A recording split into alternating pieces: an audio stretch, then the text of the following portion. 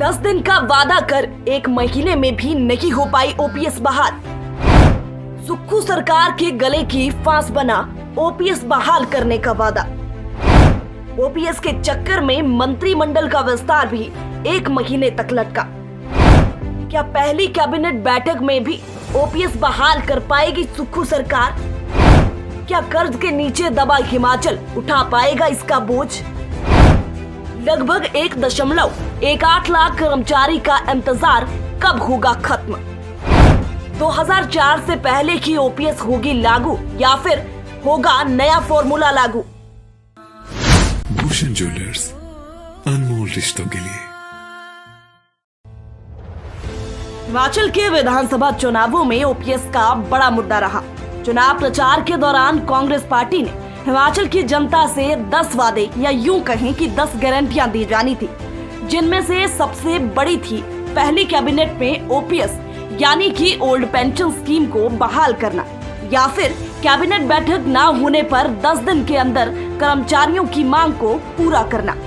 कांग्रेस ने जो 10 दिन वाला वादा कर्मचारियों से किया था, खैर वो तो पूरा नहीं कर पाए, क्योंकि सरकार बने अब 1 महीना होने को आ गया, लेकिन अभी तक कुछ भी ऐसा देखने को नहीं मिला।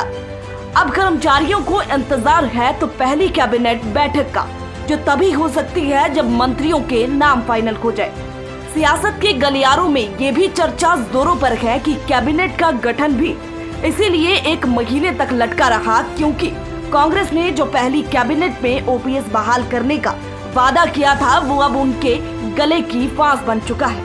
वैसे तो कांग्रेस की सरकार बनने के बाद से ही सभी कांग्रेसी ये जरूर कह रहे हैं कि हम अपने चुनावी वादों को लेकर गंभीर हैं, इन्हें पूरा करने के लिए वचनबद्ध हैं। चाहे हम सीएम सुक्खू की बात करें या फिर उप मुख्यमंत्री मुकेश अग्निहोत्री की, दोनों ने ही अपने बयानों में ये जरूर कहा है कि हम अपने वादों को पूरा करने के लिए पूरी तरह से वचनबद्ध हैं। लेकिन जो 10 दिन का वादा किया था वो पूरा नहीं हो पाया। लेकिन अब पहली कैबिनेट बैठक में क्या होता है, सभी को उसी का ही इंतजार है। अभी फिलहाल मुख्यमंत्री सुखविंदर सिंह सुक्खू पिछली सरकार द्वारा कार्यालयों में अपनी कैंची चलाने में कोई कसर नहीं छोड़ रहे। उनका कहना है सरकार ने अनावश्यक व्यय किया है। वहीं ओपीएस लागू करने की बात करें तो अभी फिलहाल अफसरों को निर्देश दिए गए हैं कि ओपीएस का पूरा खाका तैयार किया जाए, ताकि इसको पहली कैबिनेट में पेश किया जा सके। मुख्यमंत्री के निर्देश पर राज्य का वित्त विभाग इस काम पर काम कर रहा है। हिमाचल में ओल्ड पेंशन लागू करने के लिए उन राज्यों में फॉर्मेट को विकल्प के तौर पर देखा जा रहा है जहां पर इसे लागू किया गया। इसके साथ ही ओपीएस कर्मचारियों का डाटा भी तैयार किया जा रहा है, जिनको पेंशन दी जाएगी। गौरतलब है कि अभी हिमाचल में एनपीएस यानी कि न्यू पेंशन स्कीम में सरकार अपनी 14% हिस्सेदारी दे रही है। इस तरह अपनी हिस्सेदारियों का करीब 952 करोड़ खर्च कर रही है।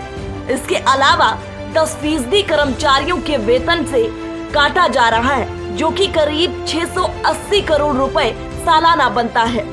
हिमाचल में वर्तमान में 1.18 लाख कर्मचारी न्यू पेंशन स्कीम के दायरे में है। इनकी एनपीएस कंट्रीब्यूशन के तौर पर हर साल राज्य सरकार 1632 करोड़ भारत सरकार को दे रही है। वित्त विभाग हिमाचल में ओपीएस लागू करने के लिए उन राज्यों के फॉर्मेट पर विचार कर रहा है जहां पर इसको लागू किया जा चुका है। इनमें राजस्थान, छत्तीसगढ़ और पंजाब का फॉर्मेट शामिल है। हिमाचल में ओल्ड पेंशन अगर लागू की जाती है तो इसमें कर्मचारियों को वेतन से पेंशन के लिए अपनी हिस्सेदारी नहीं देनी पड़ेगी। सरकार भी एनपीएस फंड के लिए पैसे नहीं देगी। इसकी बजाय सरकार को रिटायर होने वाले कर्मचारियों को पेंशन देनी पड़ेगी। ये राशि सरकार द्वारा अपनाए गए विकल्प पर निर्भर करती है। हालांकि 2004 से पहले की ओल्ड पेंशन में कर्मचारियों की पेंशन उनके अंतिम वेतन पर 50% रहता है। ऐसे में सरकार का वित्त विभाग उन कर्मचारियों का डाटा तैयार कर रहा है जिनको इसका फायदा मिलेगा। कितने कर्मचारी मौजूदा सरकार के कार्यालय में रिटायर होने हैं और अब इन पर कितनी राशि पेंशन के तौर पर व्यय की जाएगी, इसका पूरा ब्यौरा जुटाया जा रहा है। फिलहाल अब सभी को इंतजार सुक्खू सरकार की पहली कैबिनेट बैठक का है। ब्यूरो रिपोर्ट, पहाड़ी हलचल। अगर आप भी अपना सरकारी सेवा में जाने का सपना पूरा करना चाहते हैं और साथ ही अपने भविष्य को सुनहरा बनाना चाहते हैं तो आज ही एवीएस एकेडमी कचहरी अड्डा धर्मशाला ऑपोजिट जिलाधीश कार्यालय धर्मशाला से संपर्क करें।